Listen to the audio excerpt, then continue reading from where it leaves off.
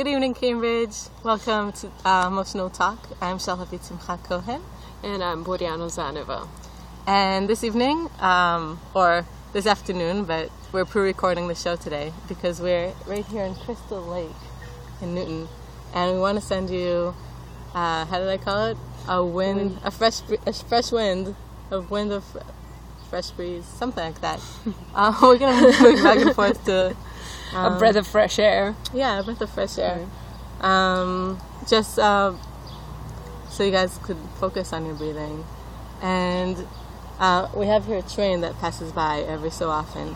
And we decided that every time there's an outside noise, and we also slowly kind of developing that also in our lives, every time there's an outside noise, we're going to take a deep breath. You ready? It wasn't so loud this time, but it was pretty good. And reminding everybody that's watching this right now to take a deep breath, especially because we introduced Boriana two shows ago, where we gave a little bit of a brief background of Boriana. Boriana is studying with the same person that I was working with, Tal Ben-Shahar, who gave the Harvard Happiness class that studies different aspects of our well-being. And the whole field of positive psychology, which is what I personally want the show to focus more on, because, how do I explain it? When you study something, or I guess studying what works for a lot of people could help you. And I guess also what I like about science is, you study what works for a lot of people because it could help you, but at the same time, you're mindful that there's a bell curve in science, and what might work for you might not work, or what might work for other people not always necessarily works for you. You could be like on the side of the bell curve, and that could, I guess that's motivating, and that also gives place for, for your independent personality. Well, it's always individual. There's the general. There's a lot of different tools, but then also you also filter it through your own experience, through your personality. Yeah. So in a way, there's a lot of habits, tools, and exercises that positive psychology offers, but you find exactly those that work best for you. Yeah. So it's always a little bit personalized, customized, and you have the freedom when you actually learn more to actually choose from the best way that would help you personally to grow and feel better. Yeah. So today's topic, or one of the research that we're bringing from the collection of research that positive psychology is, which is really, it's just a direction in psychology, where most of psychology focuses, or I would say traditional psychology, was focusing on problems and issues and how to fix things. And today we have a whole new field of actually studying potential, studying motivation. You ready? Time for a deep breath. 1, 2, 3.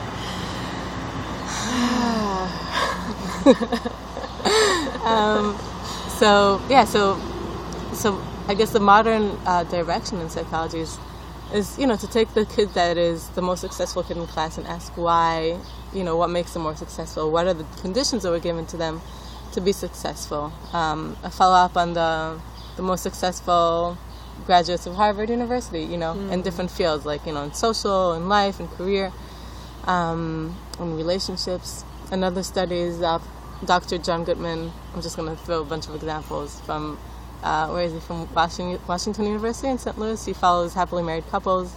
So studies as such, it's studies of motivation, of optimism, of self-esteem, and relationships, and what did you say also? Flourishing. Well, how you can develop your potential, how you can bring the best out of you, how you can actually set yourself for success. Yeah.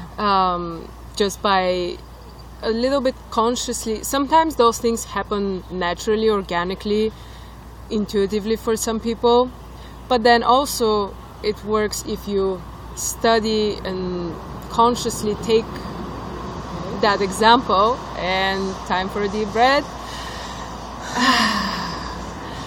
And then apply it in your life and help yourself be better, Yeah, just help in the places that you improve could. your well-being just by a little bit tweaking maybe your environment or your friends, your surroundings, Right.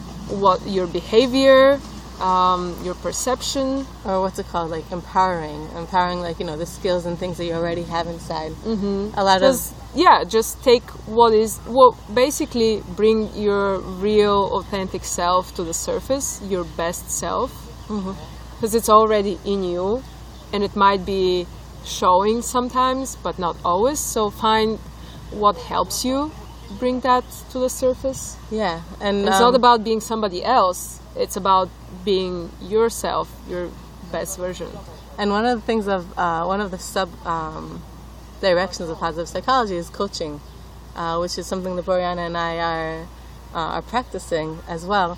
And coaching actually leans really on the fact that you kind of have the answers already inside of you. Coaching is not it's not a therapist that just listens to you or defines your condition.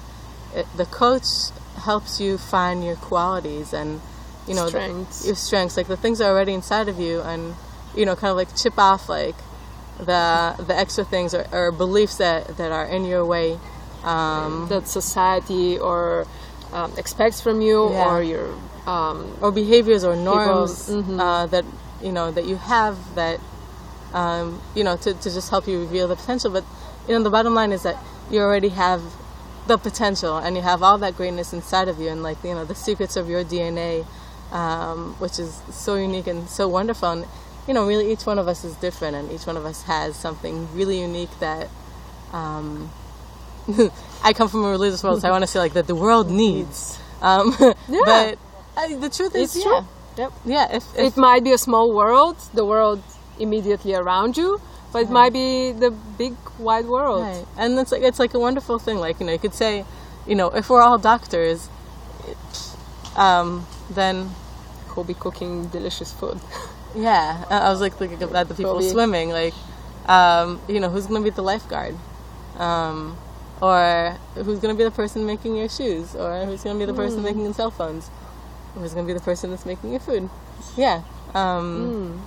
Who's gonna be the person entertaining you on television? When I wanted to make a show, I was like, oh, everyone's Great making a show. show. Everyone wants to make a show, and then I started like I'm in this place of life, Oriana, that I'm realizing that not everyone is like me. Kind of like happens over and over again. Every time in life, it's like a spiral. You get to the same place from a different perspective. I'm like, yeah, not everyone's like me, and I'm gonna give a TV show because I like to, and not everyone's an entertainer. Not everyone's entertained by the same thing. I cannot watch horror movies. Some of my friends cannot watch comedy. Yeah. Cannot watch romantic comedies. Mm-hmm. Chick flicks. Chick flicks. I love those. Yeah, or I'm a big optimist. Sometimes I ignore the negative. I have friends who are pessimists. and Meet in the middle. yeah, and like being pessimist is not necessarily a bad thing, and being optimist is not necessarily a good thing. We need to equalize each other There's and balance realistic each other. optimism. So. Right. Yeah, just overall realistic. Yeah. We all have talents and strengths, and we're here to complete each other. And it's not just two people; it's the whole world. Mm-hmm. I do believe in relationships of two people, working together. But I think with research, a lot of things that actually John Goodman in his research following happily married couples. One of the things, and also David Schnark. In this, I think the book is called Passionate Marriage. Mm-hmm. But really, a lot of their studies show that that one of the things that predicts like a good marriage, one of the things, there are a bunch, a bunch of them, like creating love maps, getting to know your partner really well, opening up more, sharing. But one of them is autonomy and having making sure that you have a social system besides your partner, because you cannot expect your partner to provide you with everything that you need, all the entertainment, all the interesting things. Like, yes, your partner is awesome, and it should be that way, but it should be in a system.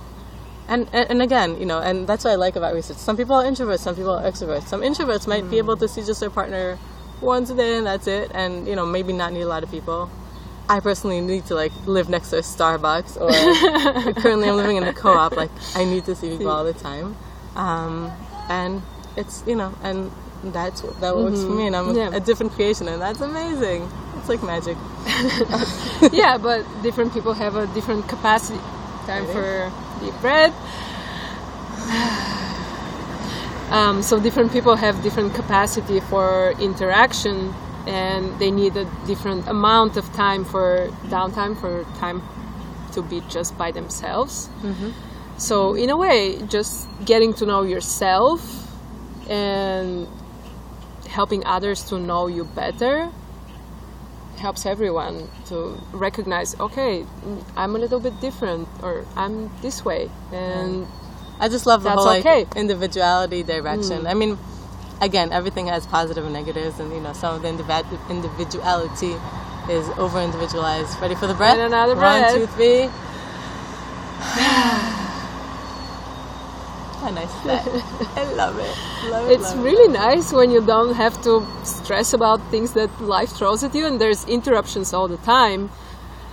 We think we're in this flow, and then something happens. You know, our environment is like constantly changing beyond our control, and instead of being frustrated or upset about it, just take it in, embrace it, take a deep breath, literally, and You just made me notice the birds. Do you hear that? Well, yeah, sometimes actually there's pleasant interruptions. Okay. Yeah. So I want to give everyone a honestly, blessing right now. To, you know, just like the train passing here, and us trying to make that an intuitive reminder, and, you know, also being, you know, we start being more philosophical about it, Boriana and I, like, you know, we always have interruptions in our head. We have our boss. We have. Oh, ready?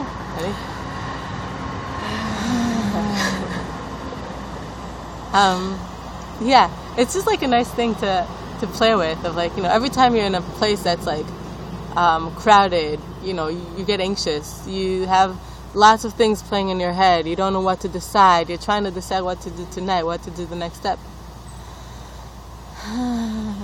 You know, it's just like all those sounds. You know, right now we're listening to, you know, an actual sound of a train. You might be listening to the sound of the traffic or people honking. You might be listening to your wife yelling at you, or your baby crying, or your boyfriend saying something that you don't want to hear, or who knows what. Loud neighbors. Yes. But you could also be hearing things from your head of, like, I'm not good enough, I'm not good enough, I'm not good enough, or I'm not good enough, or I'm not good enough. You know, I'm not good enough to hang out with friends, or I don't work out good enough, or I'm crappy, whatever those sounds are. And it's just like a fun thing to play with, you know, just remind yourself to take a deep breath. And exhale everything out. Right. So, speaking of deep breath and positive psychology and research, we'd like to share with you a little bit of knowledge and information regarding deep breaths. And I'll open with a quote that basically quoting, well, Boriana mentioned it last show, and she was quoting Tal Ben-Shahar, quoted Martin Seligman, and I'm going to give her. So basically, traditional psychology focuses mostly on neck up, and actually most of our lives happen neck down. So that's why positive psychology, and Martin Seligman is the founder of positive psychology as a field. He decided that, well, we need actually to also think about everything together, think about our bodies and our minds as one whole thing and one whole being, and treat it that way. So, again, the neck up, neck down, right? Like we really think that so much of our life is our thoughts, and, you know, we're so obsessed with our thoughts and what should I do, and, like, you know, and we're very, I guess the world is very intellectualizing, and, you know, and a lot of what happens in our body is really neck down, and I really want to, you know, hopefully get in the next the 7, 5, 13, 12. 12 minutes that we have to get also to speak about sleeping, because the whole like mechanisms of our body, like when our body is just like programmed to like fix itself. And breathing, when you breathe, your body is made out of cells. Those cells are feeding off of mostly oxygen and water and nutrients. When you take a deep breath, the oxygen, the energy comes to the cells. You let the circulation flow. Those cells go around the body in a better way. Also, when you move around, you breathe more. When you laugh, oh my gosh, a 5-minute laugh is like a 20-minute workout. If anyone didn't know that yet, it's like a 5-minute laugh really is like 20 minutes on the treadmill. Like laughing really from your stomach, but you breathe, and like the whole circulation like sends. We have like those little macrophages which are white blood cells, and they go around in your body and they clean up. They eat like all the poison that Toxins. gets stuck there, the toxins. That's why also moving around and stretching is another helpful thing. But breathing is really what makes everything flow. And if you sit in front of your computer all day, and you actually collapse because normally when you're bent over your desk or your computer, you hunch over. Yeah. And in this way, you actually compress and collapse your chest and your lungs, and you're actually diminishing the capacity of your lungs for how much air there we go. Play with the exposure with the little acorn. that can stay there. So in a way, we need that oxygen supply, especially for our brain. That's why we yawn when we're a little tired and we need to wake up a little bit. That's why we yawn, because our body actually forces us to take a deep breath, a deep, long breath, and get some more oxygen. So it's self-preservation technique of the body and the brain to get more oxygen when you're falling asleep. If you still need to stay awake, that's the way you start yawning and you get a little bit more oxygen. And sometimes when we're anxious about something or we're too focused on something, sometimes we hold our breath, we inhale and we forget to exhale. I'm going to keep on moving or so we see ourselves. That's cool. Oh. So we either exhale and then we forget to inhale, or we keep that shallow breathing and it makes us more anxious, and then we breathe even more shallowly and we get even more anxious. So it's a vicious circle and creates a downward spiral. So anytime you catch yourself, take a deep breath, and it's a conscious choice. You can just stretch your shoulders back, open your chest, make more way for your lungs to take in more air, and you breathe in. And I'm just keeping it interesting. And even just by stretching or reminding yourself, just stretch back, open your shoulders, open your chest, open your heart center, more air, open your belly button,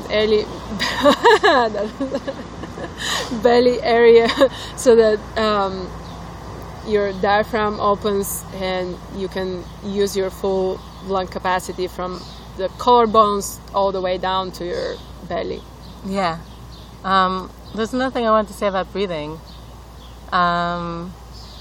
or just about the body. Oh, I wanted to share with you the moment I had this morning with I was meeting a counselor, and I was talking, and then I was like, and I kept on talking, and I was like, oh, did you just notice that? I just actually let myself take a deep breath and like breathe all the way. How awesome was that?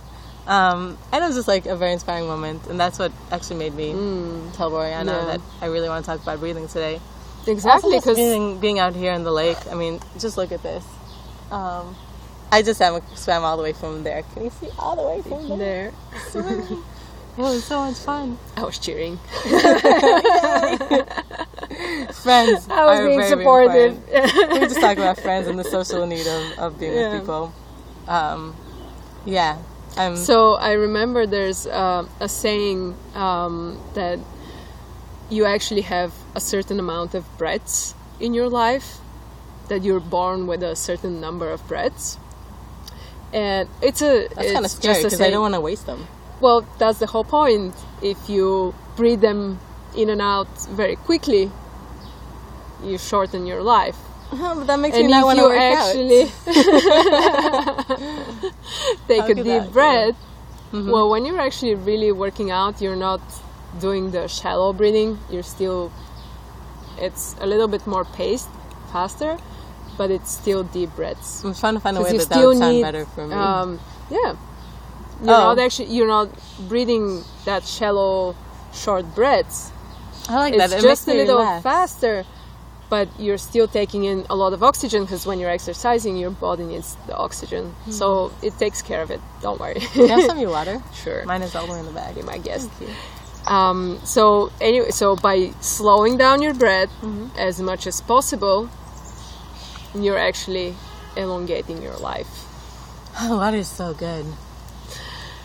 And don't take it literally, but in a way it actually is grounded in science, even though that's, I think, is a Buddhist ancient saying. It actually has it makes sense. When you actually deep breather, you're more relaxed and your brain works better. Trust me. You make better decisions, you're more creative, you're more productive. So did I share my asthma story in this recording? No. So it's a personal story that I just told Royana a few minutes ago. All my life I was told that I have asthma.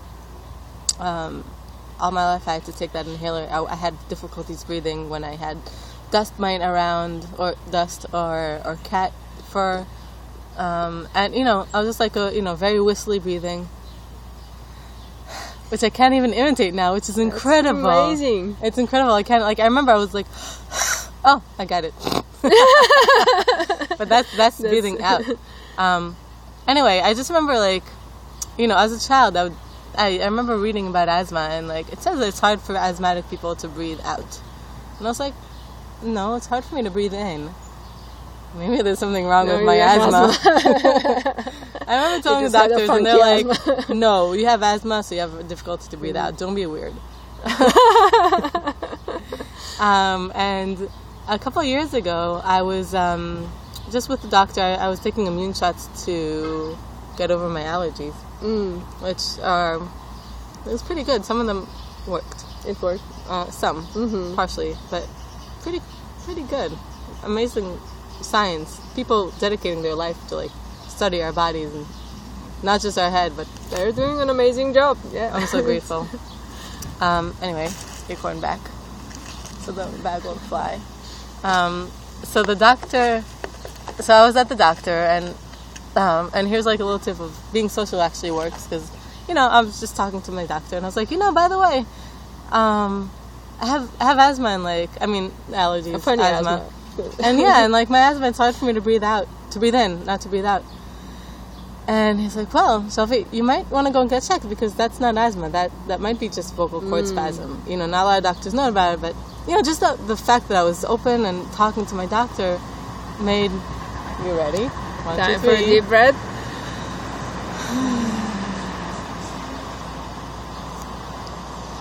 So yes, I went to get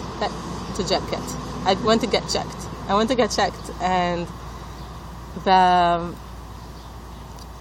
so it was for throat and nose and ears, and they sent me to a specialist. Her name was Shirley something, but she taught me how to open my vocal cords. Oh.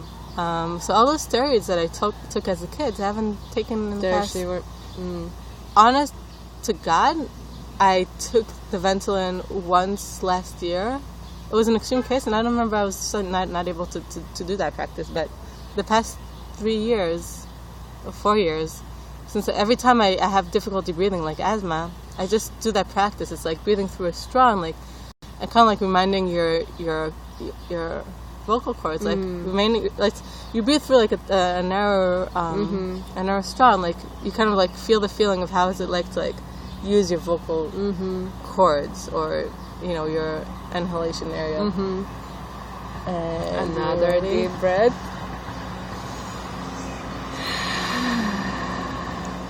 This is such a great show. I'm loving this. So yeah, since then I didn't have difficulty breathing, or every time I did, I just taught myself. And all those steroids that I had to take, all those chemicals that I just threw into my body, I just don't need to throw in anymore. And that's pretty cool. Great. We have a minute and a half left, so let's just end with just reminding you guys that important part of the day. Another deep breath. Yeah, remember to take opportunities whenever there's a distraction in life. Take the opportunity to take a deep breath. And if you need, more advice and more personal guidance, then Boriana and I are both practicing coaching, both trained through positive psychology.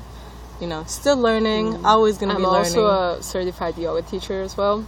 So I do a lot of breathing exercises, meditation, and yoga itself also helps you regulate your breathing pattern. So Boriana is coming from the yoga aspect of physical. I come from physical. I was Miss Fitness of Israel. Fitness. Yeah. So information about that in moderation. All these things with nutrition and everything, but really, teaching us how to think better or how to behave better, really, how to behave better. So just a conscious reminder of those little simple things like breathing, drinking, and sleeping, that recovery that our body naturally needs.